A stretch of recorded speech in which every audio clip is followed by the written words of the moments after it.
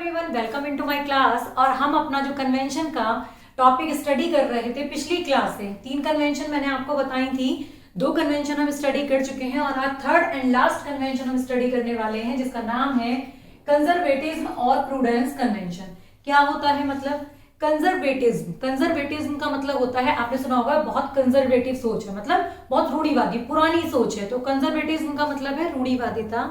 और prudence, prudence का मतलब होता है दूरदर्शिता, मतलब जो हमें दूर का बताए कि क्या होने वाला है। क्या कहती है ये कन्वेंशन? देखिए, according to this convention all anticipated loss will be record but unrealised gain should be ignored.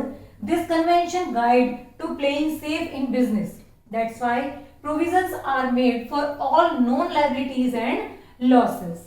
क्या कह रही है ये कन्वेंशन? ये कन्वेंशन ये कह रही है कि किसी भी लॉस को, चाहे वो आपको दिखाई दे रहा है या नहीं दे रहा है, अगर आपको थोड़ा भी अंदाजा है कि ये लॉस आपको बिजनेस में हो सकता है, तो आप उसके लिए आज ही अरेंजमेंट करके रखिए। मतलब उसके लिए पहले से ही व्यवस्था करके रखिए कि अगर वो हो जाता है तो उसका आपके बिजनेस पर कोई ज्यादा निगेटिव इफेक्ट ना पड़े।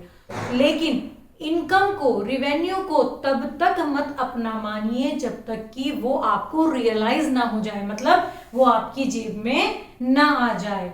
लॉस को दूर से ही देखिए, चाहे वो नहीं भी दिख रहा तब भी उसके लिए अरेंजमेंट कीजिए, लेकिन इनकम को तब तक इनकम मत मानिए तब तक वो आपकी जेब में ना आ जाए।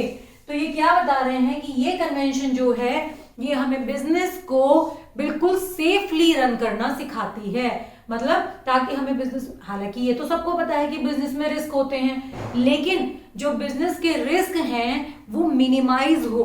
क्योंकि अचानक से अगर हमारे बिजनेस में कोई लॉस आ जाता है और हम कैपेबल नहीं है उसको बियर करने के, तो क्या होगा? बिजनेस डूब जाएगा।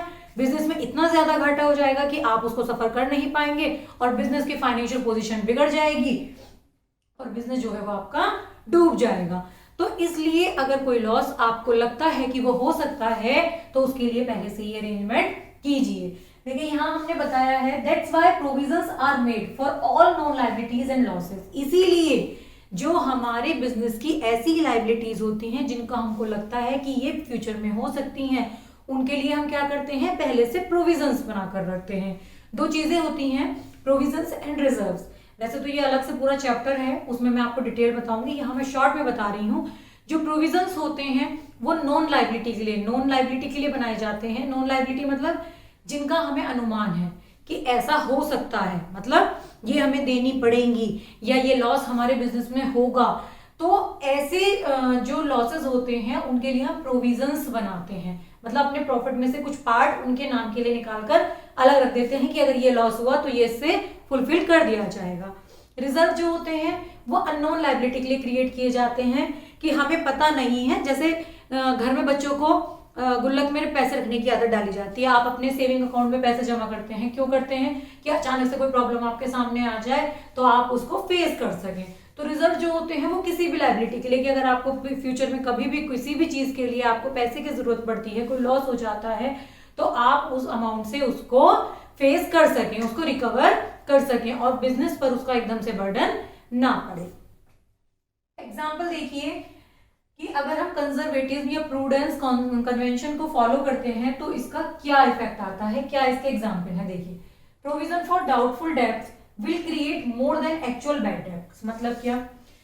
हर बिजनेस में उधार होता है, हर बिजनेस में उधार ट्रांजेक्शन होते ही होते हैं क्रेडिट पर, कि आप ऐसा नहीं हो सकता कि 100 के 100% ट्रांजेक्शन आपने कैश किए होंगे, मतलब आपने गुड्स दिया आपका पूरा पेमेंट आ गया, आपने सर्विसेज प्रोवाइड की आपका 100% पेमेंट आ गया, कुछ ना कुछ मार्केट में रह जाता है।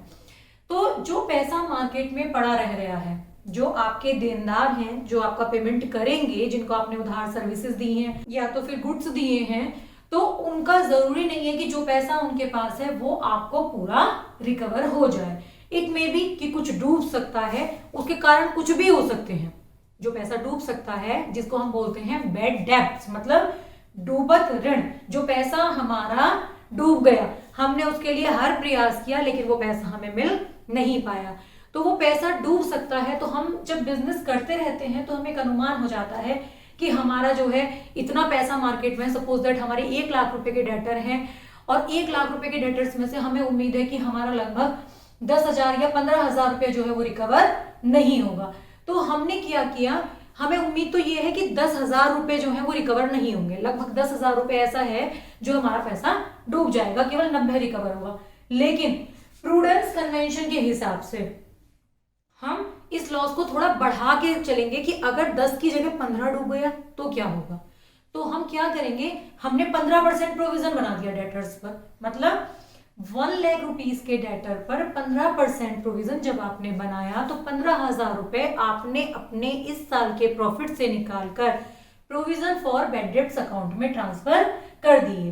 तो इस साल का हमारा प्रॉफिट क्या हो गया, कम हो गया। कि अगर फ्यूचर में हमारा पैसा नहीं मिलता है, डूब जाता है, तो एकदम से बिजनेस पर इफेक्ट नहीं आएगा। ठीक है, तो ये हुआ आपका provision for doubtful debts will create more than actual bad debts, मतलब जितना आपको अंदाजा था उससे ज्यादा आपने प्रोविजन बना दिया है, जिसकी वजह से आपका प्रॉफिट नीचे चला गया है। Next, valuation of closing stock will be at lower value among cost price and market price. मतलब क्या, जो आप अपने क्लोजिंग स्टॉक का इवैल्यूएशन करते हैं at the end of the financial year, जो आपके पास बिना बिका हुआ माल बचा है, तो उसको आप या तो कॉस्ट पर दिखाते हैं या तो मार्केट प्राइस पर दिखाते हैं, किसी एक पर दिखाते हैं। लेकिन अगर आप कंजर्वेटिज्म या प्रूडेंस कन्वेंशन को फॉलो करते हैं तो फिर आप क्या करेंगे, देखिए अगर आपकी मान लीजिए जो गुड्स आपका at the end of the financial year आपके पास बचा है क्लोजिंग स्टॉक, उसकी जो कॉस्ट है वो है मान लीजिए 10,000, ठीक है, और मार्केट प्राइस है उसका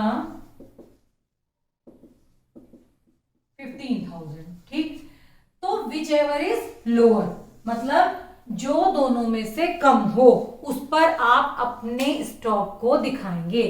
ऐसा जरूरी नहीं है कि अगर कॉस्ट 10,000 है तो हम कॉस्ट दिखा रहे हैं। अगर ये कंडीशन ऐसी हो कि यहां पर 20 हो, कॉस्ट जो है वो 20,000 हो और मार्केट प्राइस 15,000 हो, तो हम इस कन्वेंशन के हिसाब से मार्केट प्राइस यानी कि 15,000 पर अपना स्टॉक दिखाएंगे, क्योंकि हम ये सोचकर चलेंगे कि जो भी वैल्यू कम है उस पर हम स्टॉक को डिस्क्लोज करें, क्योंकि इतना तो हमें मिल ही जाएगा, हम बढ़े हुए मूल्य को अपने अकाउंट में डिस्क्लोज नहीं करेंगे। ये कंजर्वेटिज्म की वजह से करते हैं कि लॉस को हमने दूर से ही पहचान लिया कि भाई चलो अगर 20 का भी नहीं बिकेगा तो 15 का तो एटलीस्ट जाएगा ही जाएगा। अदरवाइज हम मार्केट वैल्यू अगर ले रहे हैं और मार्केट वैल्यू ज्यादा है तो मार्केट वैल्यू पर भी दिखा सकते हैं, लेकिन नहीं, कंजर्वेटिज्म जो हमारी कन्वेंशन है वो यही कहती है कि हमें कम से कम पर दिखाना चाहिए, मतलब लॉस को ज्यादा डिनोट करना चाहिए और प्रॉफिट या इनकम को जब तक नहीं अपना मानना चाहिए जब तक वो आपके पॉकेट में ना आ जाए, जब तक रियलाइज ना हो जाए। देखिए इफेक्ट ऑफ दिस कन्वेंशन, क्या होगा इस कन्वेंशन को फॉलो करने का effect. First point, profit and loss will disclose lower profit than actual profit.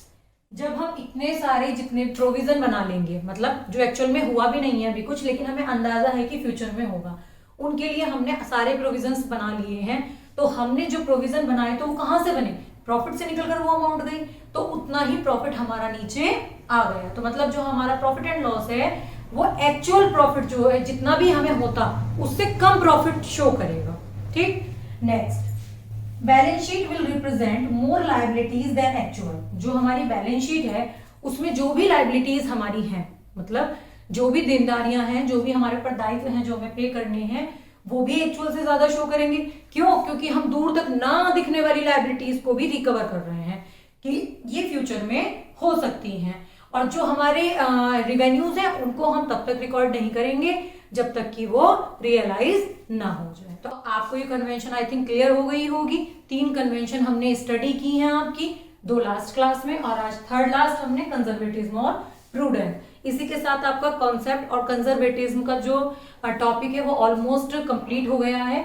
एक क्लास में और लूंगी इसकी डिफरेंस की, उसके बाद हम कुछ नया पढ़ेंगे। So thank you so much students.